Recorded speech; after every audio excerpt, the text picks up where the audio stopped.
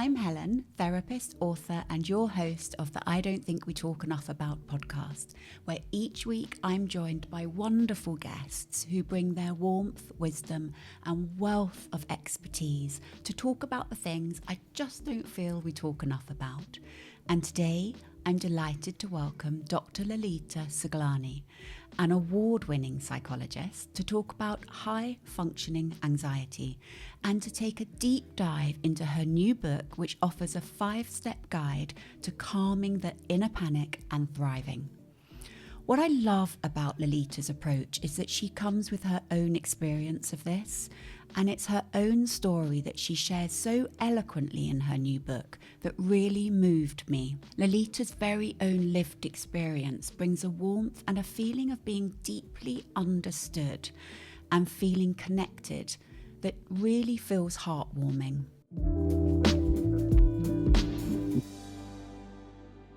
Lalitaa, welcome. Welcome. Thank you. That was such a beautiful introduction. Oh, you are so welcome. And I said it off camera as well. It's your beauty and the way you bring your own experience that genuinely made me feel safer reading your words. Thank you so much. Because you're someone who comes with experience of this, not just training in it. Yeah. And there's a big difference, Definitely, isn't there? Yeah. When you have lived experience and you go through and really sit in the shadow parts of you, and then you take clients through this journey, I think you really empathize in a very different way. Yeah. Well, I read it in a very different way than some other books I've read. So I really wanted to say thank you for that, because this is your book. I'll show it to the camera, High Functioning Anxiety. Now, if this concept resonates even a tiny bit with you, I can't recommend it enough. It's just everything you need to help you through the process. Yeah. You're very real. Very real. Your examples are so real. Your case studies are so real. And they give hope as well. Yeah. They really I think do. when I work with more and more clients, I see the same the same story that keeps coming up, the same journey that clients are going on. So in the end, I was just like, I need to put this into a book. I need to put this into a guide to help people, so they're not waiting, or they don't get to a point where they hit burnout. They hit a point where they can't pick themselves back up and they've got too far. So this is more of a preventative tool to help people, just give them more awareness and helping them to understand their patterns of behaviors so they can break them and move forwards in a more authentic way. Of course. No, and authenticity comes up a lot throughout your book.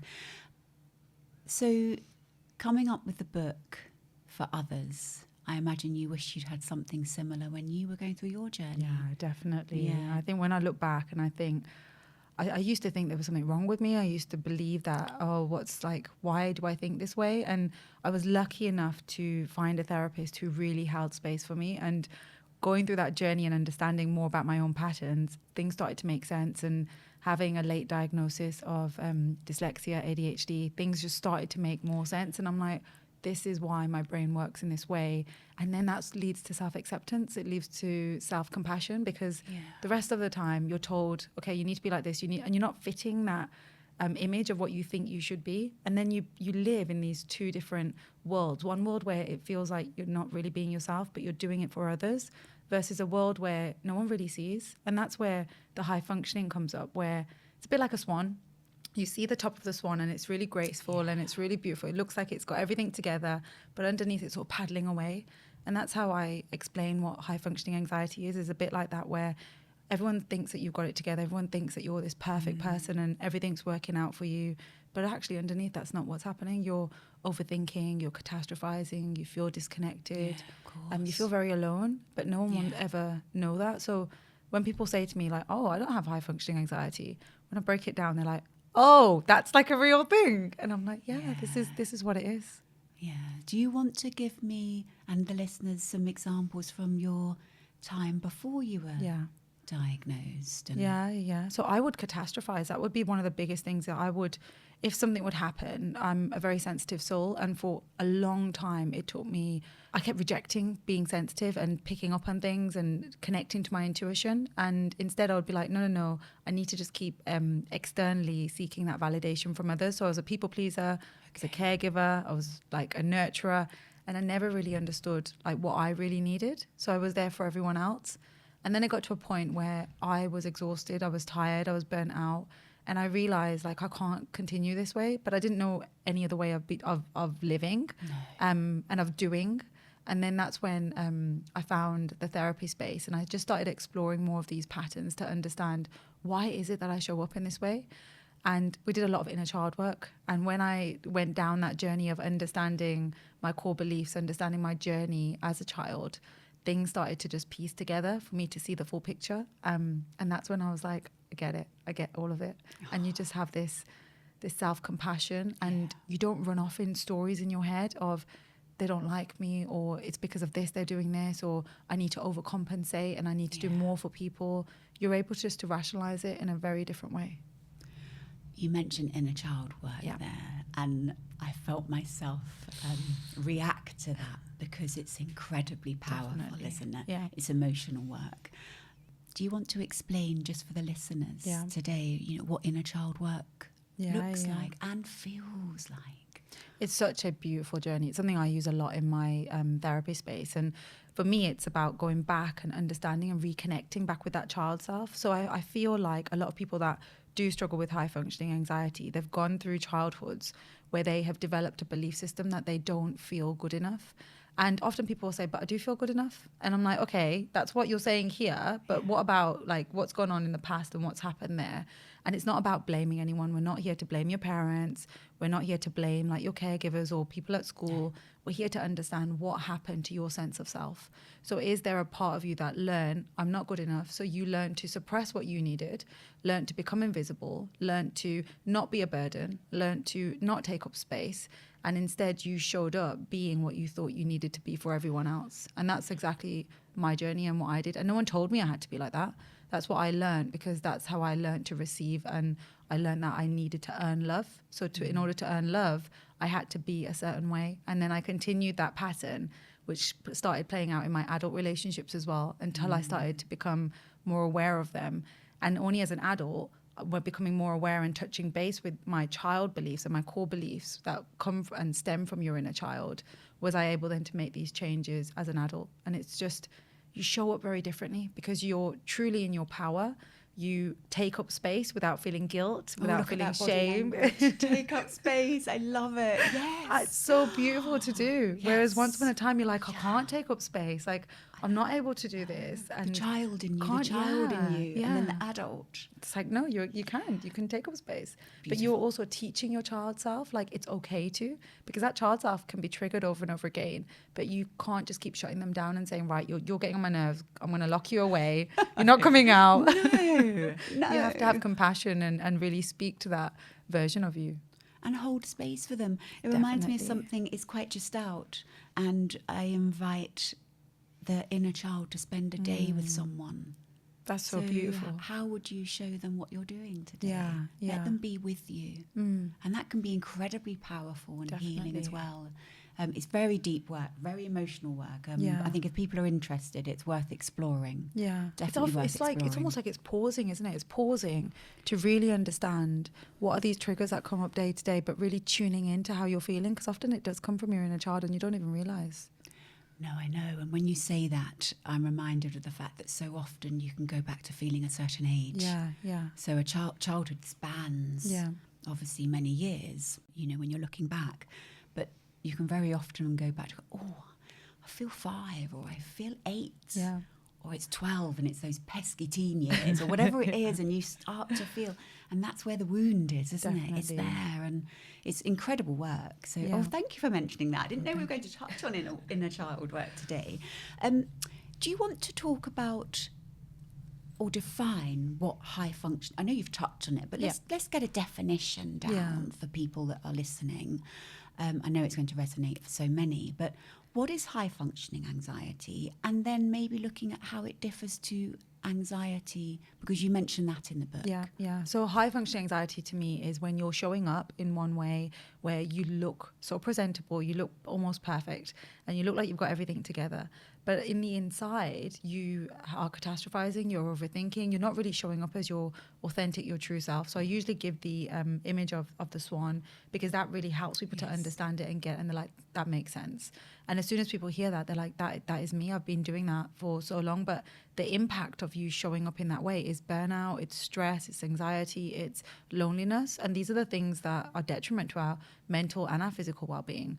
I know that they've done a study, and they've proven that having 15 cigarettes in a day is like the feeling of loneliness. So it's a real impact that it has on your physical well-being as well, that we really need to take care of ourselves.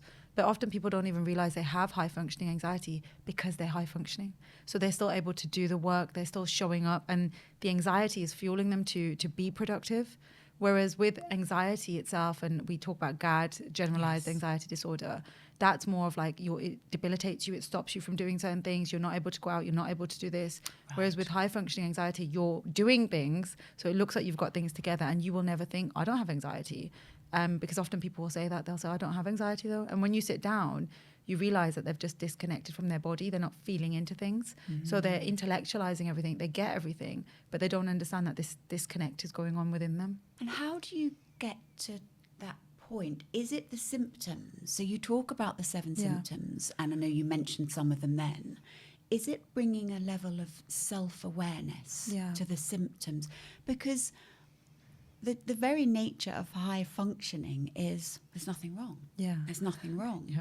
But the thing is, you can't keep going at a nothing wrong level, can you? Yeah. When your nervous system and your body will be showing you in other ways. Yeah. But you very clearly talk about these 7 symptoms, and I love them because I thought there was something to really hold on to. Yeah. And you bring some beautiful examples with them as well. Do you want to go through? Yeah, definitely. How it really manifests? Yeah. So let's think like day to day. So you wake up in the morning and you might think, oh God, I need to rush to work today because I need to get there for 7 o'clock because I've got this meeting that I need to do. So I'm over preparing, and it might not even be a meeting that you're in charge of, but you've been given the responsibility. So you've become very over responsible because you don't want to say no to someone, because you feel guilty, you feel bad if you do. So you end up taking on all this stuff.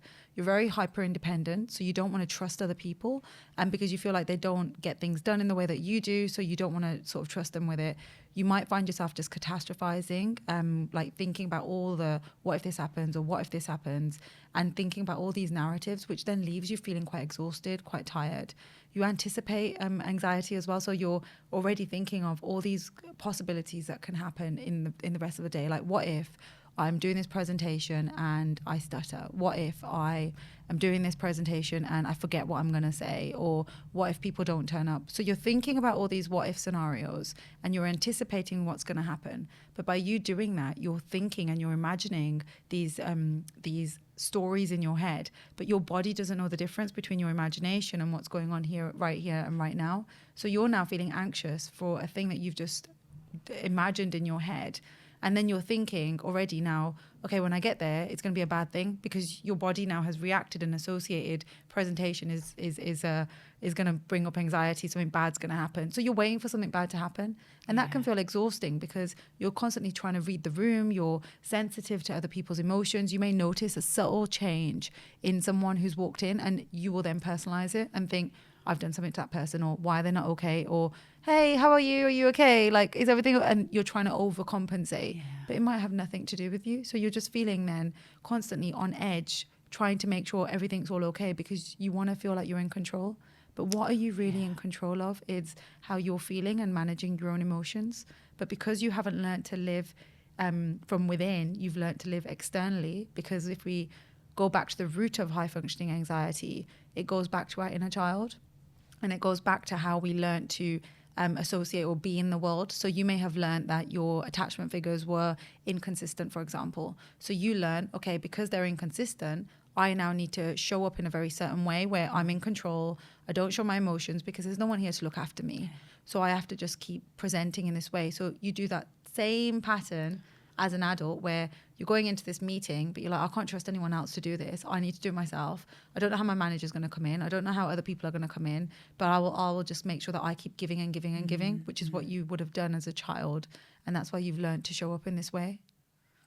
Yeah, I mean, it's such a brilliant example, isn't it? And when you talked about that taking on responsibility of how someone else feels. So you're taking on responsibility for so many things outside of the locus of your control. So many things, not just the work, people's behaviour, people's actions. You mentioned in your book about the coffee shop. Yeah. And, you know, I've heard similar stories from people that have said that, and they're taking on another layer of something that isn't theirs to take on. And how does that impact on you in the rest of the day? Like if you've gone into a coffee shop, you've walked into a coffee shop and you've ordered a coffee and the person's given you the wrong coffee, but they're being very abrupt and they're not really like, you've gone in and said, hi, morning. And they're like, yeah, so what would you like to order? And instantly you're like, oh, you feel deflated because you're connected to that. And you're like, oh, okay, like I might have done something wrong, or maybe they don't want to talk to me. So that's the narrative then that you start to speak, and in your mind is, it's me, I'm the problem. I'm not good enough. Yeah. I'm the problem. I'm not good enough. And then that's the narrative. So then you will shut yourself down because you think, I shouldn't be like this. And how does that impact you on the rest of the day? Rest of your day. And that's from the morning. And that's the rest of your day from one interaction, because you haven't connected with your true authentic self. Yeah. And actually that reminds me of when you were talking earlier about the inner child. When that inner child is shut down. Yeah. And I call it shut down because, you know, suppressed from being their true self. Definitely, yeah. They go through life not showing up as their true self. So that lack of authenticity. But Lalita, more than that, not actually knowing what their authenticity or their authentic self is. How would you... Oh, no, I'm jumping ahead. Let's finish the symptoms. So I think it's, just from what you're saying there, I think it's really fascinating because often people, if you end up people pleasing and aiming to like try and please people all the time, what you end up doing is you disconnect from what you really want. So often people will come into therapy and will say, I don't know who I am. I don't know who I am. I don't know what I like. I don't know what my hobbies, my interests are, because I've just gone along with what everyone else has wanted. And it can bring up a deep sadness within them where they're just like, I don't know who I am. And it's like helping people to almost like date themselves again and relearn who they are. And that's why like even in the book, it's split between learning and unlearning, where people really understand more about, hang on, what is it that I'm unlearning, these patterns of behavior, but then how do I then relearn? Because I think that's where people get stuck and confused and overwhelmed because they feel like, but I don't know who I am. It's like, that's okay. It's okay not to know who you are. Yeah, we'll come to that. We'll definitely, I want to go through your whole 5-step plan because it's so helpful. But there were some other manifestations that you were talking about with high functioning anxiety. And you were talking about the two sides of high function anxiety. And I think that will really resonate for people. You describe it with the swan, but it is that shadow side. Yeah. We've got the shadow side and we've got so it's right on the back of the book. Oh, okay. So on the back of the book, we've got the two circles. On the one side, you have like, you show up where you're organized, you appear calm, you're hardworking, you meet all your deadlines, you're a high achiever, you're proactive, and you're sociable. So that's how you show up to the world. But the shadow side of you, the side that you suppress away, the side of you that you don't want people to see, is often the perfectionist. So the perfectionist is always chasing, I have to be perfect. I can't let people judge me. And people sometimes think, oh, it's good to be a perfectionist. But actually, what's the role of the perfectionist in your life and what's living underneath it? So usually what's living underneath the perfectionism is, I don't want people to judge me. I don't want people to see me being imperfect. Yet we're all imperfect. And this person over here is going to see perfect as something different to this person over here. So if you're trying to be yellow with this person, blue with this person, green with this person, it's like, hang on, you're going to feel like so overwhelmed, because then how do you really show up being your authentic self if you're trying to be everything for everyone? So we've got the perfectionist. Then we have the excessive worrier. And the excessive worrier is when you're constantly just thinking about, what about if this happens or this or this? Yeah. And that's the rumination, catastrophizing, the overthinking. And that can be really stressful. It can have a real toll on you as well. Yes. Because you're living in this imaginary world of all these what ifs. And that can become very overwhelming because that's not what's happening here. But we also need to understand, why does that happen? And it tends to happen because we're trying to keep ourselves safe. We don't want to put ourselves in a situation where we feel unsafe. And that might be where someone judges us or when someone says something negative about us. So that's what we're trying to avoid. But when we learn to show up in a way where we can manage that and we can learn to feel more confident within ourselves, take up that space that we want, that won't bother us with the overthinking, because we don't need to do that. Then we're burnt out, we're over responsible. Over responsible, being burnt out is you're constantly doing. You're not being, you're doing. Okay. So you're learning to just like, you're on this treadmill. It's like, I have to do this, a bit like a headless chicken. So if you imagine all day you're running around doing everything for everyone else, where's there time for you to really nurture yourself? Where is there time for you to really do things for yourself? And sometimes we end up being over responsible because we're avoiding ourselves. We're avoiding the relationship that we have with ourselves because we don't like who we are. So we avoid that. We do for everyone else, but it's not an everyone else problem. It's what's going on within us and what the relationship that we have with ourselves. And that's what we need to sit with. But sometimes we don't have the tools and we don't know what to do. So we just keep going until we hit burnout. Then we may feel inadequate. So we have this deep sense of there's something wrong with me. I'm different. I'm awkward. I'm not lovable. I'm not worthy. So all of these different emotions then and thoughts that you have, but it leads to this inadequacy. So you're going to try and avoid feeling inadequate in any situation you can. Protecting yourself. Yeah, and look how your brain must think about all these different scenarios. So if I go to work tomorrow, if I've got this presentation, then what about if this can happen? If this can happen, I don't want to feel inadequate. So you're constantly thinking about all these different scenarios, and that's exhausting as well. And it's just real life. People go through this. Then we have procrastination. So a lot of people will say this. So your perfectionist within you is like, we need to do it this way, this way, this way. And when you're not then doing it this way, you'll end up procrastinating, and something might take you 10 minutes to do, but you'll procrastinate until it hits that point where you've got like, it might be a deadline for tomorrow, and then it's like, okay, I need to do it. And it might take you 10 minutes, but you'll avoid it because your perfectionist is like, it has to be done this way. And it just feels exhausting to do it that way. And it feels like it's too much energy. So we end up procrastinating, and we might end up hours just scrolling, doing different things that we don't really need to be doing around the house. And then that fear kicks in, the anxiety kicks in, and it's like, I need to do it. That's when you end up doing it. And then the last symptom I've got on this list is loneliness. And loneliness is people not really seeing the true you. So people only seeing the part of you that's helpful, the part of you that's independent. But what about when you need someone? What about when you really want to talk to someone? Because you've learned that people aren't going to be there for you once upon a time. You've learned, I don't want to trust people with what's going on for me. So you'll never show people that true side of you because you're afraid of being vulnerable. And often that can come from a place of once upon a time you were vulnerable and it didn't go down well. So because of that, you've learned people can't hold my emotions because I'm inadequate. I'm too much. I can't take up space. So what will you do is you close yourself down, be there for everyone else, but then feel disconnected because no one really sees that part of you. I know. But you don't see it. That's the other thing. You don't sit with it. You don't see it. I was just going to say you suppress it as well because you've not been taught how to hold it. I'm really pleased you brought in the loneliness element because I don't think loneliness is talked about enough in relation to anxiety. It's the silent, anxious manifestation, isn't it? And it's so lonely, and you can be with people, but you don't feel anyone's really seeing you or getting you or... I know I went to see Bessel van der Kolk recently. Did you go? No, I didn't. I really wanted to. In London recently, and he said the nervous system, the human being, craves to be known. And I thought that was so powerful.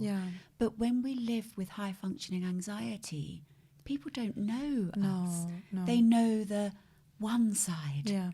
And that's not our true side. No, that's a side of us that's showing up because we feel we need to be that way. Because we worry about if people see the true us, they're not going to love us. They're not going to accept that part. It's devastating. And it's sad, isn't it? So many people will come in and they're like, well, where do I meet people? How are people going to see me? How are people going to really accept me? I don't know how to make friends now. It's too late to make that. And it's like these narratives we've come up with that stop us from really connecting and yearning with that like deep connection that we're looking for, we're striving for. And that's really sad. And as you're saying that, I'm thinking we're now in a world that's become so isolated, hasn't it? With online being very much the preferred option now for so many people. It's why I love this podcast. I was saying to you before we came on camera, just to see people again in real life. And the loneliness epidemic, or pandemic, whatever you want to call it, in an online world is just exacerbated, isn't it? It really is. And so many people feel alone, and instead we then get addictions such as like phone addictions where people are scrolling for hours and hours in the evening because they're looking for that connection. And it might be a quick dopamine fix where they feel like connected. But then also, what is it doing when you then see people on social media and you see that they're with other people? And what is that doing subconsciously to you, thinking, well, it's just me then that's here, or no one else is going to ever like spend time with me because it's not something that's going to ever happen to me. So you then again keep yourself stuck and don't get to have these real interactions and the vulnerability. No, it's the real deep connection that you're yearning for, but you don't even realize you're yearning for that. You just think that no one's ever going to see me, but you haven't met yourself in that way. So how can other people meet you in that way? To even know that you have that need. Yeah. And we're not seeing on social media the thousands of others to everyone sat with a mug of coffee watching a TV show on their own. We're not seeing that. We are seeing the groups of people, I should have more friends, or I'm not doing enough.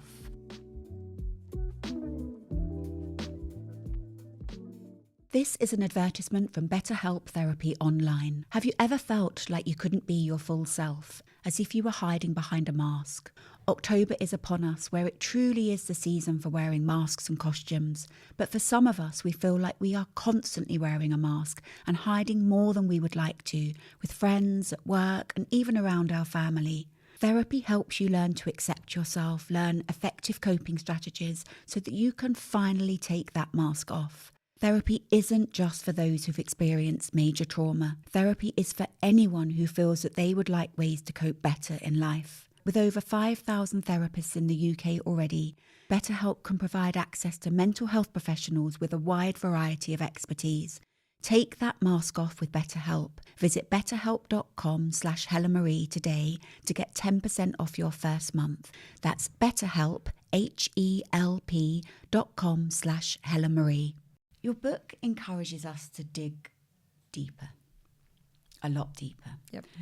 And it encourages us to dig deeper into our innermost roots, to discover and embrace our authentic self. And I wanted to read a little bit. It's only a short paragraph. Go for it. Because it really resonated. And it actually made me feel a bit tearful, which meant that it obviously touched something for me. I've had a lot of therapy too, as psychotherapists too. We often find ourselves caught in the trap of feeling inadequate or not measuring up to certain standards. However, the truth is that we are inherently good enough. Just as we are, our worthiness doesn't depend on external achievements, validations, or comparison to others. We possess unique qualities, I love that bit, strengths and gifts that make us valuable and worthy of love and acceptance. I want everyone to have that as their screensaver. It's on their fridge, or Isn't it beautiful? It's beautiful. When you've just shared that, like the thing that comes up to me is the gifts. We all have such a beautiful gift, but we're so afraid to put it on the table and show everyone, just in case they look at it, they laugh, they criticize, they judge. And that's the thing that we're avoiding. But then we stop ourselves from really showing up and living our life to like the extent that we can to be really limitless in so many ways, and to meet our full potential, because we're afraid of others. And that's why we have to sit with the shadow part of us, sit with the fear. And it's like, what's living underneath the fear? Like, what's the worst that's going to happen if someone sees my gift and they do laugh? How can I then stand up to that? How can I really own that, yeah, this is my gift and this is who I am? But it takes practice, doesn't it? Because we've been there, where once upon a time, if I was sharing something on social media and someone would say something, I'm like, oh, take it down. Like, I don't want to put it up. Like the vulnerability hangover is huge, isn't it? Yeah. Less so now that we've both done our own journey. Yeah, definitely. And I would love other people to feel that way. Yeah. But your book, 5 Steps. You touched on it a little while ago. Yeah. About the unlearning, learning. Well, it's the understanding, unlearning, learning. Talk us through it. Before I do that, you touched on something really interesting, and you said vulnerability hangover. And I really need to like just own that, what you've just said there, because what we do is we be vulnerable and then we have this hangover. It's like, I shouldn't have done this. And it's almost like we overthink it constantly. It's, I shouldn't have done this. What is this person now going to think? What about this or what about this? And it's almost like, be vulnerable and own it, rather than overthinking it. So when you said that, I was like, that's so beautiful. And I just wanted to bring it up to surface. Thank you. But let's talk about the book and the 5 steps. So Well, as I was writing the book, what came up to me was I wrote down the 5 steps, but then I realized actually it's split into 2 parts. So there's a first part which is about the unlearning, and the second bit is all about the learning. So steps 1 and 2, you have to unlearn. You have to go back in the past. You have to work on your inner child, and you have to go deep really to just understand what's gone on in the past to then move forwards. Because what people tend to do is they keep put a plaster on it and it's like, yeah, I'm fine. Let me just keep moving forward. That's not going to work. We need to take the plaster off, look underneath, clear the wound, and then move forward. That doesn't mean the wound is going to go. It might mean that you have a scar there, but that's the beauty of who you are and the gift that you carry through life. So the first part is, or step 1 is discover your patterns and unveil your hidden self. So this is you actually looking face to face at your shadow. You noticing there is a shadow here. I'm not avoiding it. And I'm really looking at this shadow. What is it about? And why is it that I have been avoiding it all this time? Then we move to step 2, which is decoding your patterns, uncovering your beliefs, and facing your shadow. So this is now about really sitting with the shadow and trying to understand it, making friends with it, making peace with it, trying to make sense of what are the beliefs this shadow part of me holds. So if I'm holding this belief of I'm not good enough, where does that come from? So the book has loads of reflections and pause points where you stop and there's questions that we would ask in therapy where you just go deeper and deeper with that shadow self. So for me, it's not just I want to sit here and just talk to you. I want you to actually go on a journey. So the whole book is like you going through a journey. Then we move on to the learning part. So step 3 is develop self-connection and transcend your fear. This is about you learning to go inwards, you learning to sit and really interconnect with yourself and start learning to manage and regulate your fear. So your fear then doesn't sit in your driving seat. You're sitting in your driving seat. Your fear can be sitting in your passenger seat, but you're owning where you're going and you're managing your fear. It's a bit like Inside Out when, I don't know if you watch Inside Out too. But I've heard so much about it. Brilliant example of how anxiety can take over, but it's everyone working together, all parts of you working together. But you as an adult, you know, okay, my fear is here, but you're learning to regulate that fear without the fear coming in and thinking, oh my God, we're unsafe, we need to do something, and we're feeling dysregulated. It's like, no, what's really going on here? And that's where you're starting to understand yourself. So for me, it's about becoming aware, understanding, and then consciously making changes to help yourself. So then we move to step 4, and this is my favorite because it's embrace your sensitivity and reclaim your self-trust. So for me, it's about how are you sensitive as a human being? Because we're all sensitive, but learning to really understand sensitivity. So you are connecting with the world around you through your senses. You may notice things and your intuition will tell you things, but you're learning to really step into that and listen in and learning to trust that instinct that's coming up. Because for a long time you've avoided it because you've never really had the space to nurture it. But now you've got the space, you're nurturing it, you're understanding it, and no longer thinking I better do everything for everyone else. It's like, no, actually, what do I feel here? What's coming up for me here? So you're really stepping into that self-trust. And that's a big part of overcoming high-functioning anxiety is you learning to take back responsibility and ownership. And as my therapist said, it's time to put your big girl pants on. I was going to say, how would you work with someone with that step? Because it's a big step. And I think if someone reading the book with high functioning anxiety, that's a big step. Definitely. It's one of my favorites. How would you work with it? I mean, you say put on your big girl pants, yes, but that might be really hard for really some people. hard. I'm like, not bringing in difficulty here, yeah. but it's difficult. Yeah. What would you encourage someone in that moment? It's doing things that you know are right. Like, say, for example, someone has said to you, like in the workplace or someone in the home is like, look, can you do this for me on Saturday? And you know Saturday you can't because you've got other commitments that you wanted to do for yourself. So in your head, you're like, oh, actually, if I rearrange it, I can do this, and I can make it work. But you know you're putting yourself under stress and you know it's not really going to work out for you, but you're going to say yes because you're worried about how they're going to react. Now, instead, what you then do is like you're able to say compassionately, it's not like saying, no, I'm not doing it. Agreed. It's compassionately saying, look, I'm struggling to make it work for Saturday morning, and just being able to put that boundary in place. And then they might turn around and be really annoyed with you. But that's where you take that responsibility and you feel into, okay, I feel guilty and I feel shame, and I might be feeling other emotions right now because I feel judged by this person because I'm not giving them what they want. But it's sitting with that, because as soon as you give them what they want, how are you helping yourself? So it's trusting yourself to be like, but I can't do the Saturday. and it's really difficult. I've explained it, but it's also not my responsibility now to take on their feeling. And they might not be annoyed with you, but they just might be stressed out. But we have to tune into what's actually going on in the bigger picture rather than being reactional. We're learning to respond. Because sometimes we're feeling an emotion that's overwhelming and we just want to get rid of it. It's like, I just want to get rid of it. I'll just do it. Away.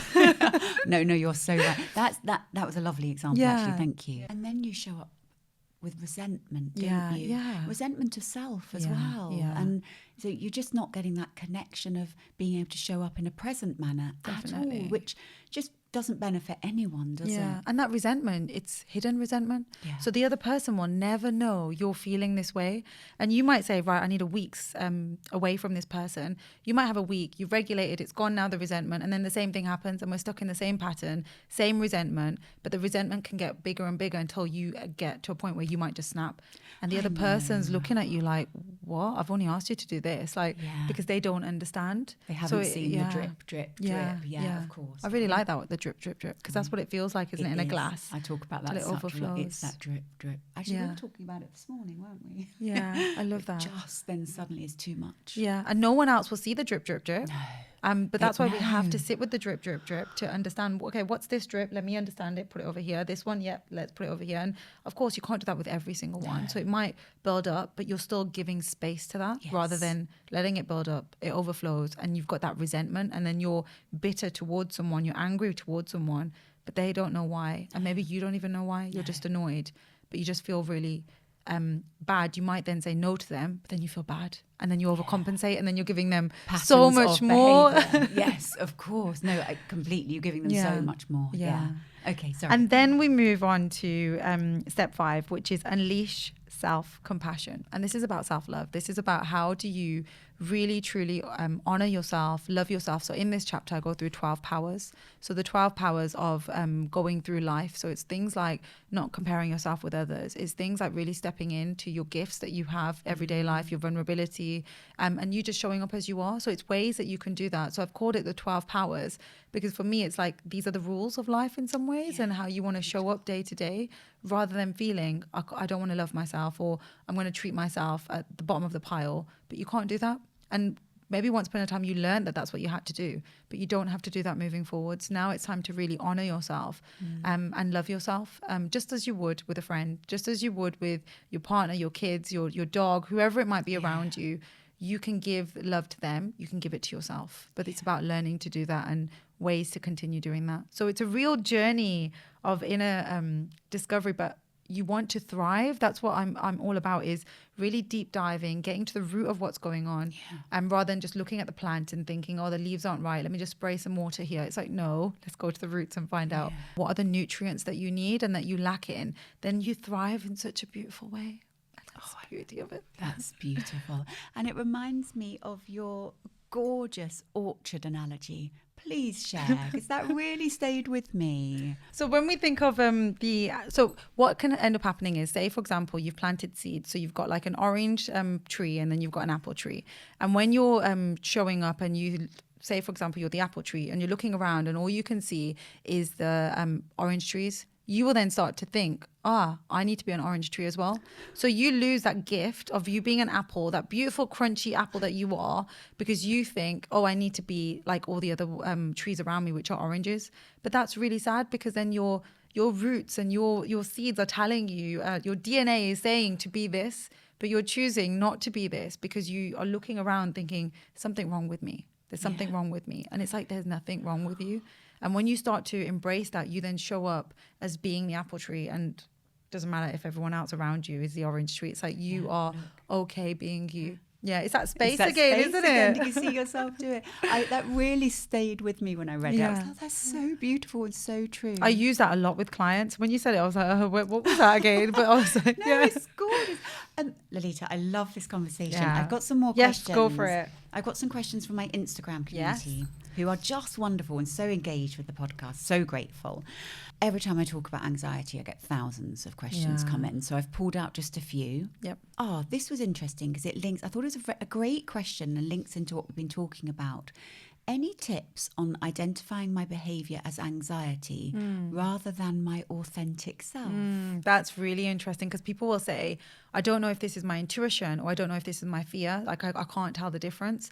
And what I would say to you is sit down, write it out how you're feeling, what's going on, your thoughts, your feelings. Don't rush into it, because what you're doing is you're really trying to understand, is this like my fear speaking, or is this my authentic self? And there's a real confusion there between, well, I don't know which one's which, but remember, you're getting to know yourself. So what I would always say is like write it down, and also just taking time to really sit with both parts, the fear side, and it's like, okay, what's living underneath the fear here? So if, for example, someone is saying, oh, but I'm going to say no to this person. Is that fear, or is that your authentic self? So sit with, okay, why am I saying no to this person? And from there, you'll start to go deeper and deeper into the why of why you're doing what you're doing, which will then help you to get to the root of, is it fear or is it my authentic self?